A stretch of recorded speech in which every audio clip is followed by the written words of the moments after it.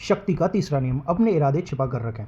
आप किसी उद्देश्य से काम कर रहे हैं, यह जाहिर ना होने दें कि आप कोई काम कर रहे हैं, आप किसी काम में आगे बढ़ रहे हैं। उससे क्या होता है कि अगर आप अपने काम को, अपने योजनाओं को लोगों को बताएंगे, तो जो लोग वो काम करवाना नहीं चाहेंगे, जो लोग आपको आगे बढ़ते हुए देखना नहीं चाहेंगे, वो लोग आपके खिलाफ षड्यंत्र रचना शुरू कर देंगे, वो लोग आपके खिलाफ राजनीति करना शुरू कर देंगे, जिससे कि आपके उस काम में अड़चनें आनी शुरू हो जाएंगी। जैसे मान लीजिए आप किसी के खिलाफ कोई बात कर रहे हैं, किसी में उस व्यक्ति का नुकसान है, तो वो अपनी रक्षा करने के लिए आगे ज़रूर आएगा अगर उसे भनक लगी तो। इससे सबसे अच्छा ये है कि जब तक उन्हें आपके इरादों का एहसास हो, तब तक आप अपना काम कर चुके हों, जब तक बहुत देर हो चुकी हो, इतना अपना इरादे छिपा कर रखें कि जब तक वो कंप्लीट हों तब तक आपका काम हो जाए, जब तक किसी को पता चले तब तक आपका काम हो जाना चाहिए।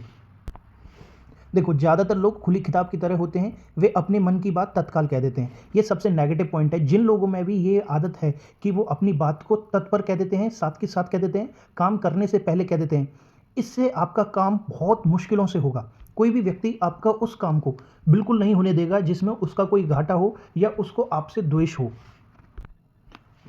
दूसरी बात कि ईमानदारी और स्पष्टवादिता से वे लोगों का दिल जीत लेते हैं।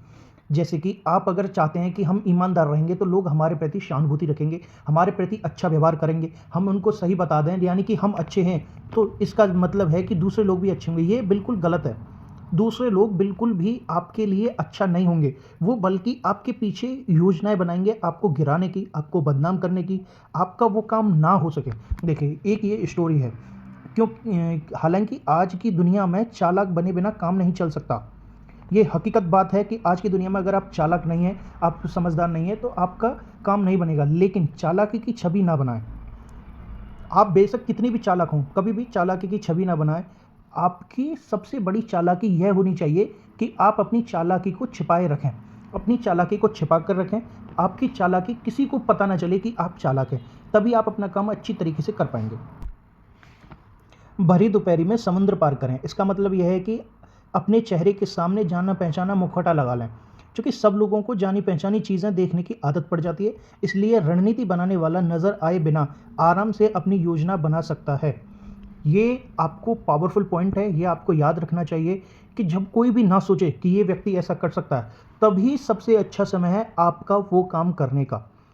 अगर आप शक्ति चाहते हैं तो ईमानदारी को एक तरफ रख दें और अपने इरादों को छिपाने की कला सीखें। ये इसमें स्पष्ट, लेखक ने स्पष्ट कहा है कि आपको ये चीज़ें सीखनी चाहिए, आपको अपने इरादे छिपाने आने चाहिए। दिखने वाली चीज़ों के पीछे दूसरी चीज़ों के छिपे होने की कल्पना करेंगे, ये पॉइंट है। देखिए, अगर आप कोई चीज़ बता रहे हैं, कोई भी कहानी आप किसी को बता रहे हैं, अलग झूठी मूठी कुछ भी बता दीजिए, लोग आपकी उन बातों के पीछे जो दूसरी चीज़ें छिपी हैं उनकी होने की कल्पना करेंगे, तो हम ना सिर्फ बहुत थक जाएंगे बल्कि दहशत में आ जाएंगे। ये स्टोरी अपने लिए है कि आप अगर किसी के इरादे, कोई आपसे झूठ बोल रहा है, सच बोल रहा है, आप उसके इरादों के पीछे की जानकारी लेना चाहेंगे कि वो व्यक्ति कह क्या रहा है, उसके पीछे क्या बात हो सकती है। तो ऐसे तो हज़ारों बातें हो सकती हैं, हर बात को हम सोचते सोचते थक जाएंगे, निश्चित रूप से थक जाएंगे। देखिए, इसमें इस पॉइंट को और ध्यान से सुनिए। अगर आप यह मानते हैं कि धोखेबाज लोग हवाबाज होते हैं, जो बड़े बड़े झूठ और अतिशयोक्ति कहानियों से गुमराह करते हैं, तो आप बहुत गलत सोचते हैं। सबसे अच्छे धोखेबाज वे होते हैं जो उदासीन और अदृश्य मुखौटे का इस्तेमाल करते हैं, जिस वजह से उनकी तरफ किसी का ध्यान नहीं जाता। वो लोग हमेशा ये दिखाएंगे कि एक जैसा, एक समानता रखते हैं अपने व्यवहार में। उन्हें ऊपर नीचे करने की आदत नहीं होती है, एक समान उनका व्यवहार होता है, जिससे कि लोग उनकी तरफ ध्यान न दें और वो अपना काम कर जाएं।